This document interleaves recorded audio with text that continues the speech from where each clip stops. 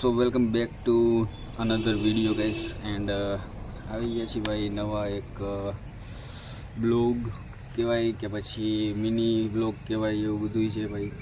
And ભાઈ કહેવાય ને કે હરેક પળ આપણે હારી છીએ, એક પળને જીતવા માટે એ આપણો મેઇન કોડ બની ગયો છે. એટલે આપણે જ્યાં સુધી ભાઈ આપણે વિડીયો હું તો ભાઈ જ્યાં લગન બનાવું નહીં આખો દિવસમાં એક બે તો મને કહેવાય ને મારા દિલને શાંતિ નથી મળતી, સુકૂન નથી મળતું. હું ડેઈલી મોર્નિંગના એક બ્લોગ નાખું છું, પછી એકાદો આવો બ્લોગ નાખું, એકાદો ક્યાંક ટ્રાવેલિંગ સારું એવી જગ્યાએ કરતો હોય તો અહીંયાનું નાખું. એટલે કહેવાય ને કે ભાઈ નવું ખુરાફાતી આઈડિયાઝ આવે કે ભાઈ આનાથી માણસોને હું કંઈક સારો મેસેજ આપું, આ કંઈક સારી જગ્યા બતાવું કે જે ના જોઈ હોય. એમ કહેવાય ને કે ભાઈ નવા વસ્તુ કરવાની ટ્રાય કરું, કારણ કે મારો માણસોને મોટિવેટ કરવાનો ધંધો છે બરાબર. તો હું આવી રીતના લેપટોપ લઈને બેસી જાઉં, મારે જે બોલવાનું છે એ હું પહેલાં મારી રીતથી બનાવી લઉં, પછી માણસો સુધી પહોંચાડું બરાબર. તો આવા રીતના બ્લોગથી મારું કામ હાલે. તો એ રનિંગ કરીને બ્લોગ બનાવું એનું શું કારણ કે ભાઈ કંઈક માણસોને સારો એવો સવારમાં હાલતા વિચાર આવી જાય તો એને કહી દો બરાબર. જેમ કે હું અમરેલી ગયો તો મેરેજમાં, અહીંયા સારો એવો હાલતા હું એક બોલી નાખ્યો તો એ કહેવાય ને કે 70-80 કે એ વિડીયો વાયરલ થઈ ગયો બરાબર. એવી રીતના આમ વિડીયો વાયરલ થાતું તો નહીં પણ સારા એવા મગજમાં આવતા હોય વિચાર આપણે.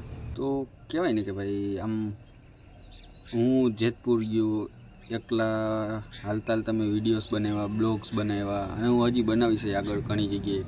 બટ કહેવાનો મોટિવ એ છે ભાઈ કે મને કોઈનાથી ડર નથી લાગતો. આમ ગમે ત્યાં જઈને વિડીયો શૂટ કરી લઈ. હરેક અલગ એક્સપેરિમેન્ટ કરીને માણસોને એક જ મેસેજ આપું છું કે માણસ ગમે તે કરી શકે ભાઈ. કદાચ ગમે તે હોય, ગમે તે સિચ્યુએશન હોય, તમે કોન્ટેન્ટ ક્રિએટર છો ને તો પહેલાં તો તમારે તમારી પર્સનલ લાઈફ અને ક્રિએટરની લાઈફ બંનેને અલગ રાખવી જોઈએ. બાકી જો તમે કન્ટેન્ટની લાઈફ અને પર્સનલ લાઈફને બેને મિક્સ કરશો ને તો ક્યારેય આગળ નથી આવવાનું. એનું કારણ જ એ છે કે ભાઈ આપણે કોન્ટેન્ટ ક્રિએટર છીએ, આપણી લાઈફમાં પર્સનલ લાઈફમાં બહુ જાજી બધી તકલીફો આવતી હોય છે. એને નાને બેને મિક્સઅપ કરશું ને ભાઈ તો આપણે કોઈ વિડીયો જ નથી બનાવી શકવાના. કે ગમે તે ગેમિંગ હોય, અધર ગમે તે ક્રિએટરની લાઈફ છે બરાબર, એમાં બેમાં મિક્સઅપ ના થવું જોઈએ. કારણ કે મિક્સઅપ થશે તો વિડીયોસ જ નથી બનવાના. એટલે આપણો ગમે એટલો સ્ટ્રેસ હોય, ગમે એટલો ભાર હોય એને સાઈડમાં મૂકીને ભાઈ આપણે જે કરવું છે ને એ કરવાનું જ છે.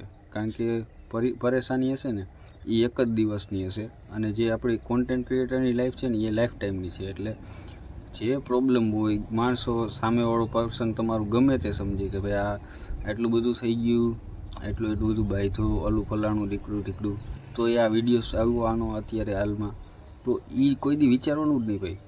વિડીયો તમારો ટાઈમ ટુ ટાઈમ પડવા જોઈએ, સમજ્યા તમે. એટલે ક્રિએટરની લાઈફ આવી હોય ભાઈ, સમજ્યા તમે. બહુ ઝાઝું બધું કોમ્પ્રોમાઇઝ ભાઈ કહેવાય ને કે કોઈ એક્સપેક્ટ જ ના કરીએ કે ભાઈ એટલું બધું કોમ્પ્રોમાઇઝ કરવું પડે તો ભાઈ આ કરાય જ નહીં. કારણ કે ડેઈલી ભાઈ તમારી જેટલી રૂટિન લાઈફ છે ને એમાં માણસોનું કેવા ઘરેથી સાંભળવાનું છે ભાઈ કેટલું મોબાઈલનો વધે, કેટલું ઓલું પેલું.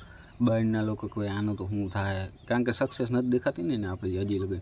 હવે હજી સક્સેસ નથી થયા તો સક્સેસ એને ન દેખાય. બટ જ્યારે સક્સેસ દેખાય, બધું ફીલ થાય ત્યારે તો બધી ખબર પડવાની છે એને ઓટોમેટિક. એટલે આવું બધું હોતું હોય છે. પછી જ્યારે અત્યારે કેમ મારી એક રીલ્સ વાયરલ ગઈ બરાબર, તો એ બધે વિચારતા ભાઈ એક રીલમાં શું થાય આન તેમ. પણ ભાઈ એક રીલ વાયરલ કરવા હાટું આપણે કેટલી બધી કહેવાય ને કે મહેનત કરતા હોઈએ છીએ. ત્યારે અત્યારે મેં 80 જેટલા વિડીયો નાખ્યા હતા, એક રીલ વાયરલ ગઈ. એટલે કહેવાનો મોટિવ એ છે કે તમે કન્ટિન્યુ ભાઈ વિડીયોઝ નાખશો ને તો મેં 70 પોસ્ટ નાખી, 70 પોસ્ટમાંથી એક જ પોસ્ટ વાયરલ ગઈ. શું કામ? એ એક પોસ્ટમાં હું કંઈક સારું બોલ્યો, એ એક પોસ્ટમાંથી કોઈક સારું માણસને મેસેજ મળ્યો. તો ભાઈ કહેવાનો મેઇન મોટિવ એ જ છે કે ગમે તે થાય વિડીયોઝ પડવા જોઈએ, બીજું કોઈ મિનિંગ જ નથી ભાઈ. અને એ જ કરવાનું છે, બીજું કાંઈ આપણે કરવાનું જ નથી લાઈફમાં, સમજ્યા. બાકી તો ભાઈ જો આવી રીતના બેઠા છીએ ક્યારના બોલી છીએ કન્ટિન્યુ એકાદો હા લીધા વગર. એન્ડ બહુ મજા આવે છે ભાઈ ક્રિએટર બન્યા પછી કે ભાઈ આમ કહેવાય ને કે અલગ જ નજરથી આપણે એને માણસો જોતા હોય છે. ઘણા એને ગાંડા લાગી, ઘણા એને કેલા લાગી, ઘણા એને સ્માર્ટ લાગી, ઘણા એને બહુ આમ બધાને અલગ વિચારધારણા હોય ને. આમાં તો ગમે ત્યારે આમ વિડીયો બનાવવા શરમ આવે ને ભાઈ તો એક જ વસ્તુ વિચારવાની કે સામે મારી 300 કે 500 જેટલા તમારા વ્યૂ આવતા હોય ને એટલી પબ્લિક મારી સામે ઊભી છે અને હું એટલા પબ્લિકને હું સામે બોલીને બતાવું છું કે ભાઈ હું બ્લોગ મોટિવેશનના બ્લોગ બનાવું, બરાબર, કે વિડીયોઝ બનાવું. તો હું એવી રીતના વિચારી લઉં કે ભાઈ સામે 500 માણસ ઊભા છે અને એની સામે હું વિડીયો બનાવું છું, એને જ હું કહું છું. એ રીતના માઇન્ડસેટ રાખશો ને તો તમને કોઈ દી શરમ જ નહીં આવે ભાઈ, કે તમને કોઈ દી અંદરથી એવું ફીલ નહીં થાય કે ભાઈ હા કહેવાય ને કે શરમ આવે છે ઓલું પેલું આમ. એટલે એ વસ્તુ આ ટ્રાય કરી લ્યો તમે, બીજું કાંઈ નથી કરવાનું. અને મેઇન વસ્તુ એ કે તમારી એક્સપ્રેશન એન્ડ બોડી લેંગ્વેજ બે બહુ સારી હોવી જોઈએ. કારણ કે પહેલાં તમારે ટ્રાય કરવાનું કે વિડીયો મ્યુટ કરવાનો, પછી જોવાનું કે ભાઈ આમ તમને મ્યુટ કર્યા પછી આની એક્સપ્રેશનને હાવભાવને જોવાની મજા આવે છે.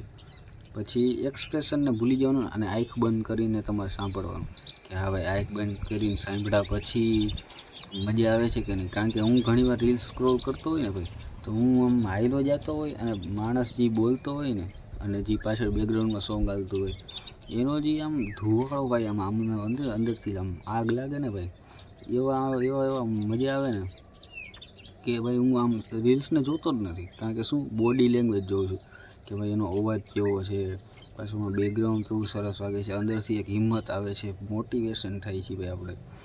એટલે એવું આપણે બનાવવાનું છે કે જે કોઈ બનાવતું નથી, સમજે. બાકી વિડીયોઝ તો બધાય કોમેડી વિડીયો બનાવે. હું આગળ ભાઈ ગાયરું બગડાટીને કોમેડીને એવું બધું ચાલુ કરી દઉં, મારું એલોનું હું કામ નથી હાલવાનું, બધાનું હાલત મારું હું કામ ન હાલે.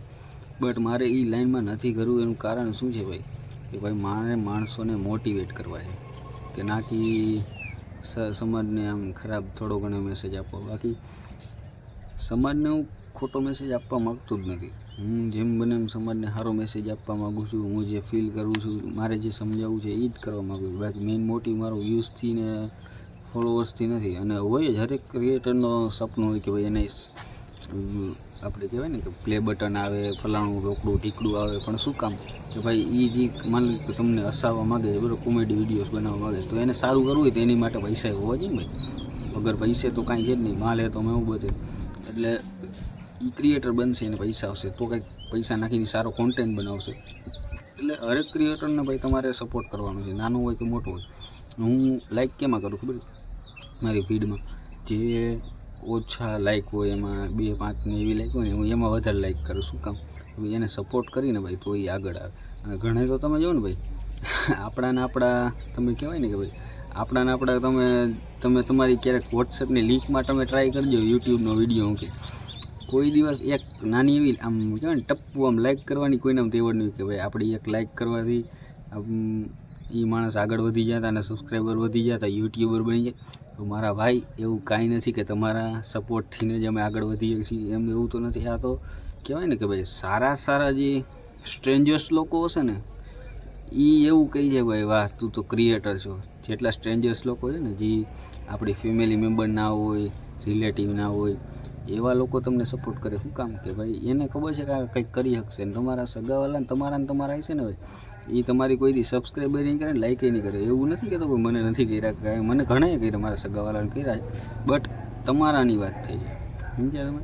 અમારામાંય હોય ને તમારામાંય હોય એટલે તમે સમજી શકો, સમજ્યા તમે? એટલે આવું બધું છે ભાઈ. મળીશું નેક્સ્ટ વ્લોગમાં નેક્સ્ટ એનર્જી સાથે. જય દ્વારકાધીશ, જય માતાજી.